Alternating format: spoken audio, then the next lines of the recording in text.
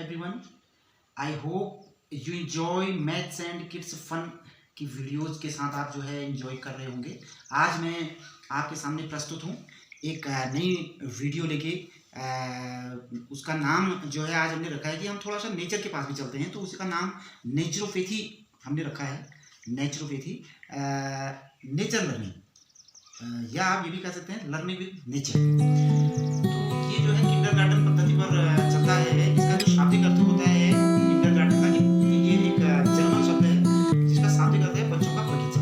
छोटे बच्चों के लिए शिक्षा का एक रूप जो घरेलू शिक्षा से बदलकर अधिक औपचारिक स्कूली शिक्षा में जो है संक्रमित हो गया है। तो ये शिक्षण जो है एक आकस्मिक शिक्षण है।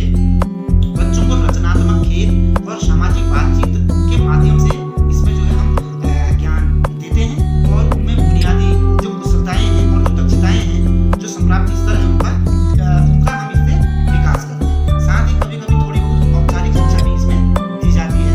जैसे कि गाइस आप देखते हैं पढ़ाते समय जो बच्चे हैं उसमें हम देखते हैं कि शिक्षण विधियां पहले हमें मालूम होनी चाहिए। बिना शिक्षण विधियां मालूम हुए हम बच्चों को थोड़ा ट्रैकल करने में हमें दिक्कत होती है। तो जैसे शिक्षण विधि है, जैसे शिक्षक केंद्रित विधि है, बाल केंद्रित विधियां होती हैं, और व्याख्यान विधि है, और पाठ्य पुस्तक विधि है, परियोजना प्रोजेक्ट मेथड है।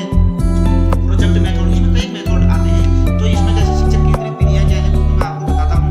जैसे ये इनमें जो है जो टीचर है वो मुख्य होता है और विद्यार्थी इसमें जो स्टूडेंट है वो वर्णनात्मक प्रकार की होती है। इनमें केवल मौखिक संप्रेषण होता है और इसके द्वारा शिक्षण में औपचारिकता की मात्रा अधिक होती है। इनमें विद्यार्थी केवल निष्क्रिय श्रोता होते हैं और टीचर जो है बहुत ज़्यादा एक्टिव रहता है। और इसमें क्या है कि विद्यार्थी के विचारों और जो सृजनात्मकता है आदि के लिए कोई स्थान नहीं होता है। और इसके द्वारा केवल स्मृति स्तर पुनः स्मरण पर ध्यान देते हुए विद्यार्थियों को ज्ञानात्मक पुस्तक का ज्ञान ही दिया जाता है। इसमें जो है शिक्षण विधियां हैं व्याख्यान विधि, पाठ्य पुस्तक विधि, कहानी विधि और व्याख्यान प्रदर्शन विधि। तो ये विधि में क्या होता है कि बच्चा इसमें बोर हो जाता है, केवल टीचर ही जो है स्टूडेंट बना है, पढ़ा भी रहा है और बोल भी रहा है। तो इसमें जो है ये बच्चे के लिए एक बोर करने वाली पद्धति हो सकती है। दूसरी जो इसमें हमने जो वीडियो बनाई है वो बाल केंद्रित विधि पर बनाई हुई है। इसमें क्या है कि बालक जो है शिक्षण का केंद्र है। इसमें बालक की आवश्यकताएं, रुचियां, स्तर, उसकी सृजनात्मकता आदि को ध्यान में रखा जाता है। इसमें बालक को सक्रिय रखा जाता है और स्वतंत्रता पूर्वक सीखने दिया जाता है।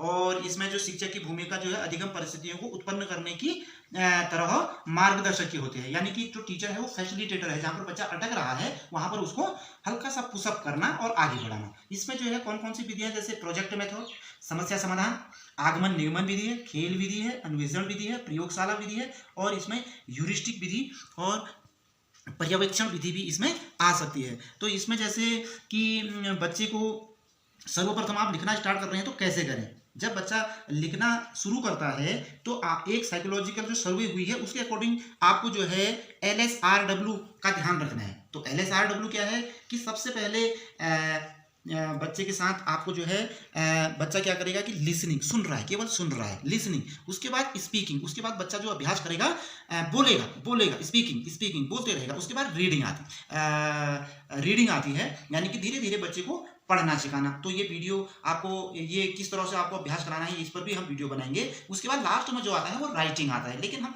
इसका उल्टा करते हैं। हम सबसे पहले राइटिंग से स्टार्ट करते हैं, जबकि राइटिंग तो इसमें अंत में आता है।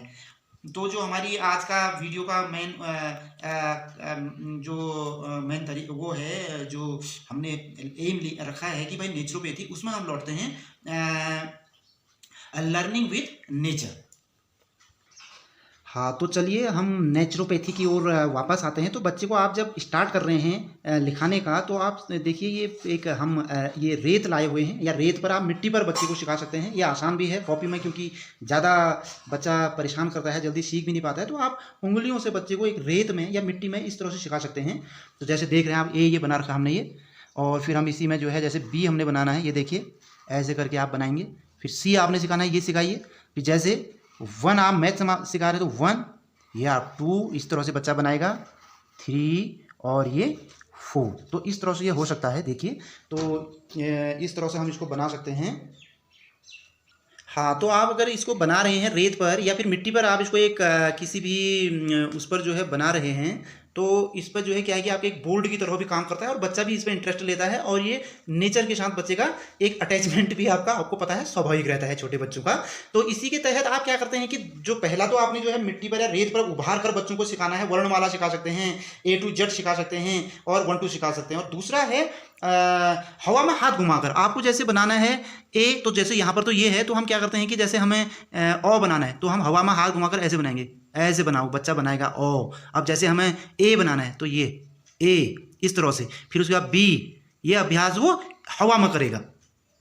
हाँ, इसी को जो है आप इसमें आप पैटर्न भी सिखा सकते हैं बच्चे को, और शेप्स, अलग अलग शेप्स और पिक्चराइजेशन भी आप करवा सकते हैं। जैसे कि आपने मैंगो इसमें बनवाना है, बच्चे से मैंगो बनवाना है, और आप इसमें जो है कई फ्रूट्स हैं और सब्जियां हैं वगैरह, बच्चा इसको बना सकता है और आपको भी जो है आनंद आएगा, बच्चा भी इसमें एक्टिव रहता है। उसके बाद जो तीसरा आप इसमें काम कर सकते हैं कि स्पर्श द्वारा अनुभव करा के बच्चे को, जैसे आपने उसको बोला 1 बनाओ, तो ऐसे करके आपने स्पर्श में ये 1, ये ऐसे अनुभव पीठ में भी उसके कर सकते हैं। हाँ हाँ बेबी बताइए ये मैंने क्या बनाया, वो बोलेगा 2। उसके बाद आप जैसे ए बना रहे हैं, बोलिए अब क्या बनाया, वो बोलेगा A फॉर एप्पल, इस तरह से बोलता है ना बच्चा। उसके बाद जैसे आपने बना दिया, ये बोली क्या बनाया, वो बोलेगा D फॉर डॉग। ऐसे आप हिंदी वर्णमाला भी आप कर सकते हैं, जैसे कि ओ, ये ओ क्या बनाया, वो बोलेगा ओ। तो इस तरह से आप बच्चे का विकास, इस तरह से बच्चे का आप लिखने में इस तरह से डेवलपमेंट कर सकते हैं। तो गाइस थैंक यू, आप मिलते हैं अगले वीडियो में, और अधिक से अधिक लाइक और सब्सक्राइब कीजिए जिससे मैं अधिक से अधिक इस तरह की वीडियो ला सकूं। बाय।